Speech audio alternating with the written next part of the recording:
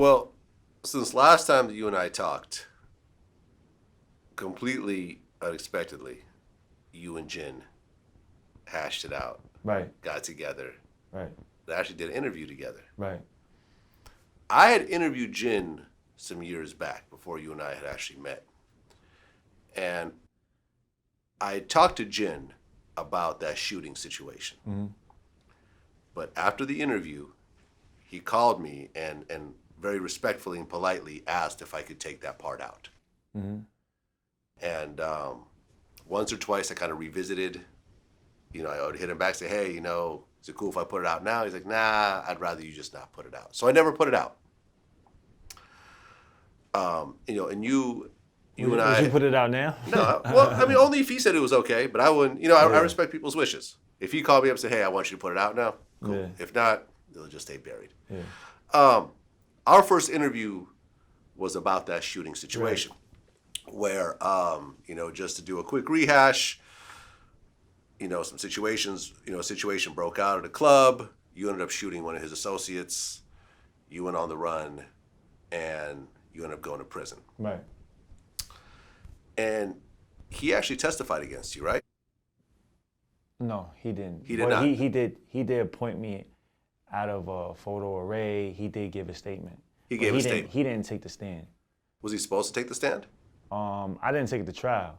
Oh, you pleaded. I pleaded. I didn't take it. How the fuck could I take it to trial? Like there was like 50 people, 100 people there, cameras. It was just if I would have went to trial, I would have never came home. Okay, but he definitely gave a statement. He definitely gave a statement. Right. And he was the highest profile person there. Yeah, by far. Right. So you get out of prison. Yeah. At the time that you get out, and I'm sure I probably asked you this at the time, but it's been so long I don't remember the answer. Did you feel any sort of anger or hatred towards Jin when you got out? Nah. I mean, not anger, hatred.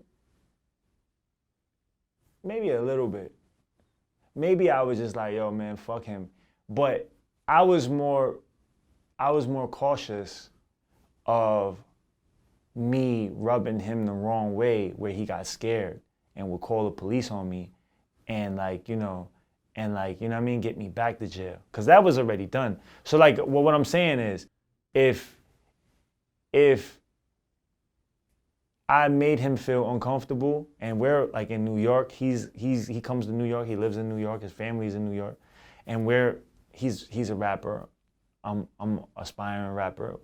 We're eventually gonna bump. You're heads. both Chinese. Yeah, you may go to the same restaurants. Right, exactly. So we might bump heads with each other, like you know what I mean, stuff like that. I might see him. When I was in prison, I was on my way home. I was like, all right, one of my main things I have to do is make him feel comfortable, where he doesn't feel like I'm gonna do anything to him. Cause it might not even be me. It might be some other people around me that might see him, oh, fuck you, like, and then next thing you know, he's gonna call the police and say, oh, China Max people harassed me and whatever. And next thing you know, here I am violating all types of rules and shit, and I gotta go back to prison. So one of my main things was to make him feel like comfortable. Like I didn't want him to feel like there would be anything. So he had a restraining order on you? Yeah. Okay. I mean, but I think that was like, I don't know if he did it, but that's automatic. Like if he's involved in the crime, they put that shit there. Okay. The judge puts that. That's not permanent though, is it? Nah, it was after like 10 years or some shit like that. That was over. And you did how many years in prison? 10. 10. Okay. So you get out and you feel some type of way about it, but it's not revenge or real serious anger. It's just like, hey, I'm out. I just want to live my life and not have to go through this whole process again. What led up to you guys communicating? Because during the course of all of our interviews, I was not under the impression that you guys were talking at all. We spoke. Well, I think I did mention on here on one of the interviews, I believe, that we spoke briefly at a battle. Okay. It was at the what was it? What's this guy's name? Smack? No, it was what's this guy? Joe Buttons. Joe Buttons versus Hollow the Dawn, right? It was that one. It was like The Shady Eminem- Battle. The Shady Battle. Got it.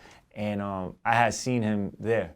I seen him. I was like online waiting to get in, and he crossed the street. We spoke briefly, and at that point, he just wanted. And I told you he wrote me a letter before I came out.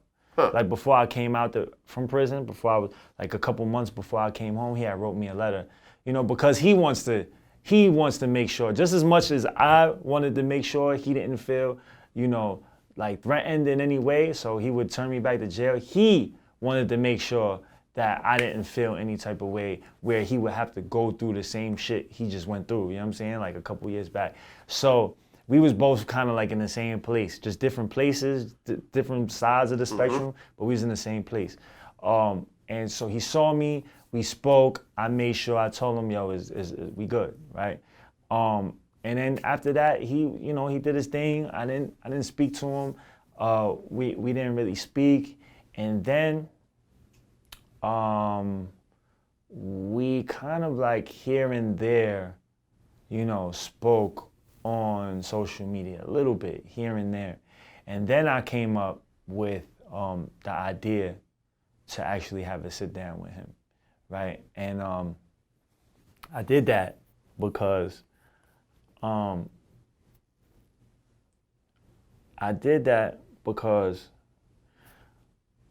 my mom, she was battling cancer when I was in prison, right? She had lung cancer. I was like on my eighth year in prison. She was battling lung cancer. And I remember one day, while she had cancer, she came up to visit me, and she was telling me about Jin. She was telling, because at that time, Jin was a Chinese star, right? Like in China, he was in movies and doing that stuff. And she kind of, I think my aunt had came up, and they was kind of like, she was saying something like, we watched his show or movie, and my mom kind of like looked at them and then kind of looked at me. And then I remember her mentioning something like, yo, I hope one day, my son would be grown enough to like, just leave that shit alone, like, you know what I'm saying? So I always remembered that shit, you know what I mean? And I remember she was like battling cancer at that time. So she beat the cancer. And then I came home. I did 2 years. I was home for 2 years. That's when I did the interview, but then I went back inside for a 16-month parole violation. And then while I was in there for those 16 months, she went through cancer again, another type of cancer. And she fucking ended up beating that shit. Shout out to my fucking mother. Like, that's what's up. She's a Congrats. fucking gangster, bro. She beat that shit twice. Different type of cancer. She beat that shit twice. And I was like, damn. Like, I've been through some shit. You know what I'm saying? Like, personally, I've been through a lot of pain, a lot of shit.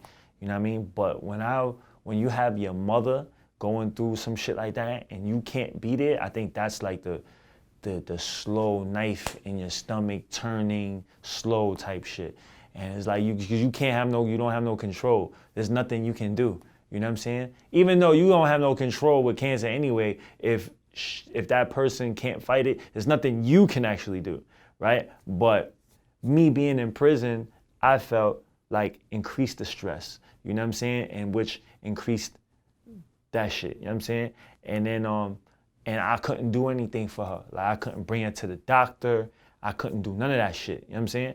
So that shit killed me when I was in there. So when I came home recently, so now that I'm back home and I'm just like, doing my music shit, but I also know that I want to be, you never know how much time I have with my mother. So I want to do certain things while she's alive to show her that when she does go, she can rest assured that her son has changed, you know what I'm saying? That her son is not the same son that, caused all that shit, you know what I mean? So that was the big spark for me to do that. The other spark was also, I just wanted to change my narrative, you know what I'm saying? Like my narrative was the interview that I had with you. When people look at my shit, People Google China Mac. That's what comes up. That's what comes up. Yeah. You know what I'm saying? And that's the narrative. And that's like, but that's not me anymore. You know what I'm saying? It was me. You know what I mean? But that's not the same narrative I want to push. That's not, when I die, I don't want people to be talking about that. You know what I'm saying? Because I'm so much bigger. I'm so much better. You know what I mean? I could offer so much more. You know what I mean? So I was like, yo, how many people would I fucking touch with this, just us sitting down? Like, and I was just like, yo, I would be so big in so many accounts. And it was, you know what I mean? To the point where my parole officer was right. I had a brand new parole officer. Shout out my parole officer, Miss P. Shout out to you. But she was riding me when I first went there. Like, you know what I mean? Cause she knew me for China Mac, the gangster rapper getting arrested on the roof, gang banging shit. Like, you know what I'm saying? That's what she's seeing. So she was riding me, and then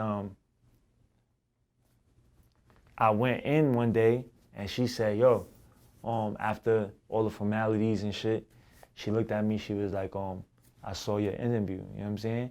And she was like, that was big.